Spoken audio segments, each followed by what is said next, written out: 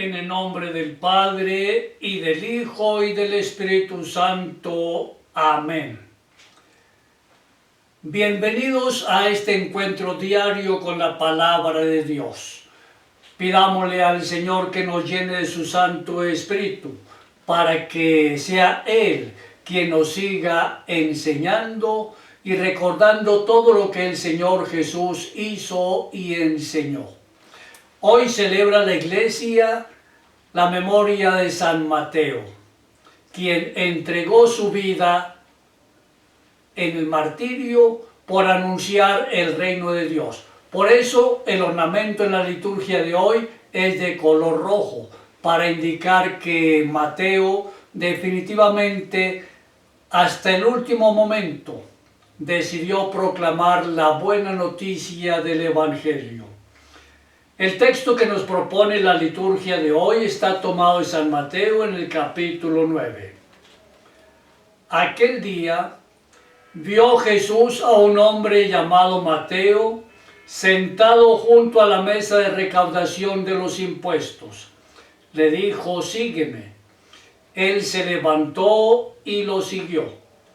Estando Jesús en casa sentado a la mesa, muchos recaudadores de impuestos y pecadores llegaron y se sentaron con él y sus discípulos. Al verlo, los fariseos dijeron a los discípulos: ¿por qué su maestro come con recaudadores de impuestos y pecadores? Él lo escuchó y contestó: no tiene necesidad del médico los sanos, sino los enfermos. Vayan a aprender lo que significa misericordia quiero y no sacrificios. No vine a llamar a justos, sino a pecadores. Palabra del Señor. Gloria a ti, Señor Jesús. Este texto también lo conocemos como vocación de San Mateo, es decir, la llamada que el Señor Jesús le hace, en este caso a Mateo, para que esté con él, lo escuche, lo vea y así lo pueda conocer, para luego enviarlo como su testigo, como su discípulo misionero, a anunciar la buena noticia del reino. Y qué hermoso el texto. Jesús va enseñando, va de camino de pueblo en pueblo, como quien dice, está en salida. Así como el Papa Francisco hoy quiere que la iglesia sea una iglesia en salida, es decir, una iglesia permanentemente en misión. Y la misión no es otra cosa que ir a anunciar que el reino de Dios es una realidad entre nosotros. El Señor Jesús está enseñando todo lo referente al reino. Y Él pasa frente a la oficina de los impuestos. De lejos ve a Mateo. Y dice el texto que el Señor le dice: sígame. Mateo se levantó y lo siguió. Pero seguramente no se trata de que Mateo inmediatamente haya seguido al Señor Jesús, no, porque la experiencia de fe se parece a esa semilla que el sembrador siembra, y lo hemos leído la semana anterior en la parábola del sembrador. Dios siembra la semilla de su palabra en la mente y en el corazón de nosotros. Y la semilla que se siembra, pues esa semilla comienza lentamente a ir germinando hasta que produce una pequeña planta, y la planta lentamente va creciendo. Y en la medida en que crece, el agricultor está pendiente de ella, hasta que finalmente la planta madura y nos regala una buena cosecha. La palabra de Dios es así, por lo tanto la llamada a la fe también se parece a esa semilla. Dios siembra su palabra en nuestra mente y en nuestro corazón, y Él con mucha paciencia espera que nosotros la reflexionemos, la oremos, la llevemos al corazón y una vez que la estamos viviendo para dar testimonio de ella, entonces podemos decir hemos madurado produciendo una buena cosecha, la cosecha esperada por el Señor. Por lo tanto, Mateo, una vez que ha crecido en su fe, decide tomar la opción, la mejor opción de su vida, seguir al Señor Jesús. Y dejándolo todo, lo sigue. Mateo es del grupo de los cobradores de impuestos. Y por lo tanto, él, junto con sus compañeros, son vistos como pecadores públicos. ¿Por qué? Primero, están al servicio, Mateo está al servicio del rey Herodes, de ese rey opresor, de ese rey a quien el pueblo no lo quiere de ninguna manera, que es el representante del imperio romano. Pero no solo eso, sino que además Mateo y todo el resto de sus compañeros cobradores de impuestos, ellos normalmente le cobran a las personas mucho más de lo permitido por las normas de su tiempo, de tal manera que no son bien acogidos por la comunidad, así sean del mismo pueblo judío. Son rechazados y considerados pecadores públicos.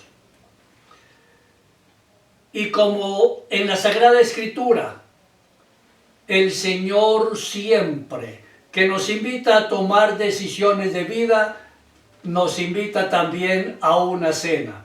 Por eso encontramos en el libro del Éxodo que cuando Dios invita al pueblo a estar preparado para salir a la libertad, liberarse de la esclavitud y de la opresión del pueblo egipcio, el Señor como preparación final les pide que preparen una cena.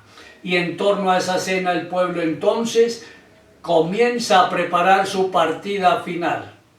Es la cena de Pascua. Y el Señor Jesús, cuando comienza también a indicarnos el camino que nosotros vamos a seguir con Él, lo hace en torno a la cena de Pascua, la Pascua de nuestro Señor Jesucristo. Pero igual, ahora participa en una cena. Seguramente ha sido invitado por Mateo a su casa, quien también ha invitado a un grupo de amigos que trabajan con él, ha invitado también a quienes ya están siguiendo al Señor Jesús. Y es en medio de la cena en que Mateo seguramente decide dejarlo todo para seguir al Señor. Porque la cena está significando es el encuentro definitivo con el Señor. Es en torno a la mesa en la cual nosotros podemos conocernos cada día más y mejor. Es en torno a la mesa, en el lugar en el cual podemos crecer en la amistad y en el amor. Por eso es importantísimo que los padres de familia se reúnan con sus hijos a la misma hora en la mesa para compartir al menos una de las comidas diarias. De esa manera, ustedes, apreciados padres, conocerán cada día mejor a sus hijos, y sobre todo si son pequeños, adolescentes, y los hijos igualmente los conocerán a ustedes. Qué bueno reunirse para que en el comedor entonces puedan profundizar sus relaciones de esposos y de padres, de hijos. Y es en la mesa entonces donde el Señor definitivamente también se va manifestando. Y Mateo encuentra aquella expresión en la cena. Por eso decide dejarlo todo, su puesto de cobrador de impuestos, para seguir al Señor. La cena para nosotros es la Sagrada Eucaristía. Es la cena por excelencia. Es la oración comunitaria más perfecta. Y todo encuentro con el Señor en la oración y por lo tanto en la cena eucarística, todo encuentro con Él cambia nuestra vida, nos transforma. De tal manera que Mateo, cuando escucha al Señor, cuando comparte con Él un alimento. Permite que ese encuentro de amor y de alegría del Señor llegue hasta lo profundo de su corazón. Por eso su vida cambia totalmente y decide caminar con el Señor. Renuncia a su trabajo de cobrador de impuestos y se pone en camino con el Señor. Es decir, aquel día se da la liberación de la esclavitud respecto del vil dinero para llegar a la libertad de quien sigue al Señor Jesús. Y el Señor espera que todos nosotros nos liberemos. Por eso termina el texto diciendo: misericordia quiero y no sacrificio. Cuando nos ha dicho, miren, no tiene necesidad el médico los sanos sino los enfermos. Pues en la vida espiritual tenemos muchas enfermedades. Por eso es necesario ponernos en manos del Señor, quien con total misericordia nos acoge a nosotros en su corazón. El mejor sacrificio que le podemos presentar al Señor es nuestra propia vida, nuestra conversión, nuestra actitud permanente de estar con Él, nuestra actitud constante de encontrarnos con Él a través del rostro de nuestros hermanos. Pongámonos en las manos del Señor y pidámosle a la Santísima Virgen María, nuestra Madre y Auxiliadora, que nos siga animando en este caminar con la palabra de Dios, para que lo conozcamos cada día mejor y que podamos crecer en la fidelidad a Él. Oremos. Oh Dios, Padre nuestro, suscita en nosotros el fuego del amor que arde, pero no consume. Aquel fuego sea para cada uno la llamada universal a una santidad posible de realizar en cualquier lugar del mundo. Recuérdanos que cualquier lugar es tierra de misión y que en cada ser humano habita el deseo de ti.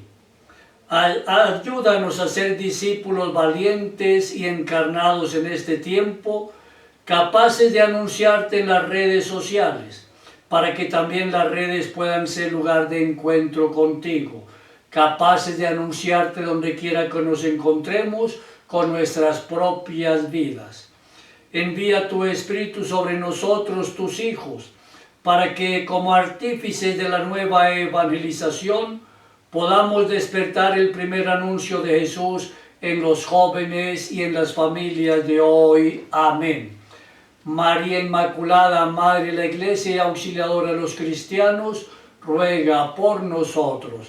San Juan Bosco, ruega por nosotros.